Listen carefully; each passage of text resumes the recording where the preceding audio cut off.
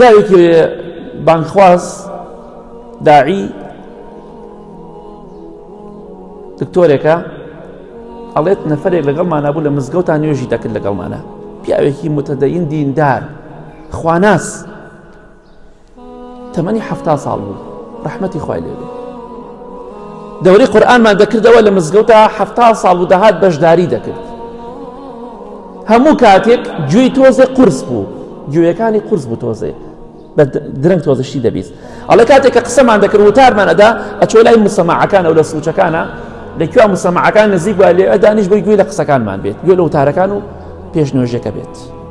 ئەوەنە دیندار بوو، حەزی بە دینداری بوو، بەردەوام لە مزگەوتە بوو، نوێژی دەکرد. ئەڵێ وەفاتی کرد، تەمەنی 70 ساڵ بوو.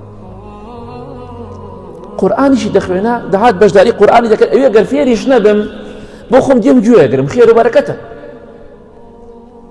وەفاتی کرد لە تەمەنی 70 ساڵیە، ڕەحمەتی خوای لێ بێ. دەڵێ هاتە خەوی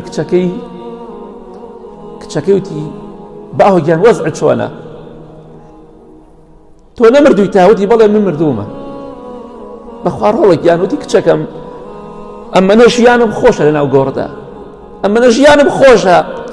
ئەو قورئانی کە لە دنیا لە گوێم لێگرت و دەم خوێندەوە هەموو ڕۆژە ڕەحمی خوا بەهۆی ئەو قورئانە دەیدە ناو گۆڕەکەمەوە، بەناو گۆڕەکەم دابەزێ ڕەحمی خوا، هەموو ڕۆژە ڕەحمی خوا دەبینم کە بەسەر منەوە هەیە. ئەمجا ڕۆڵە گیان بەخوا من مردوومە، بەردەوام ڕەحمەتی خوا دێتە ناو گۆڕەکەمەوە. ڕۆڵە گیان لای من زۆر ڕۆشنا و خۆشە، زۆر ڕوونە، بەردەوام لە ڕۆشنایی دام. ڕۆڵە گیان وەکو دنیا نییە کارەبا ببڕێ تاریکی ڕوودا، لای من تاریکی نییە، هیچ تاریکێک نابینم، بەردەوام ڕووناکی. چونکە پێغەمبەری خوا فەرمووی صلی الله عليه وسلم ئینسانی ئیماندا لە ناو گۆڕەکەیدا لە ناو باخێکی سەوزدایە، باخێکی گەورەی خۆشی سەوز، و دەفەرمێ گۆڕەکەی هەتا چاو بڕکا گەورە دەبێتەوە، و ئەفەرمێ مانگی چواردە چۆنە، چەندێ مانگەکە خۆی نەک ئەوەی کە دێتە سەرزەوی ڕۆشنایەکەی ڕووناکیەکەی، مانگی چواردە خۆی خودی خۆی ئەو مانگی چواردەیە چەندێ ڕووناکە وەکو گڵۆب، ناو گۆڕەکەشی وەکو ئەو مانگە ڕووناک و جوانە. بۆی وتی وەڵای ڕۆڵە گیان بەردەوام ڕووناکە، گۆڕەکەم ڕووناکە، قەت تاریکی بەسەرا نایە، قەت ڕووناکیەکەی ناکوژێتەوە وەکو دنیا تاریکیمان بەسەرا بێ.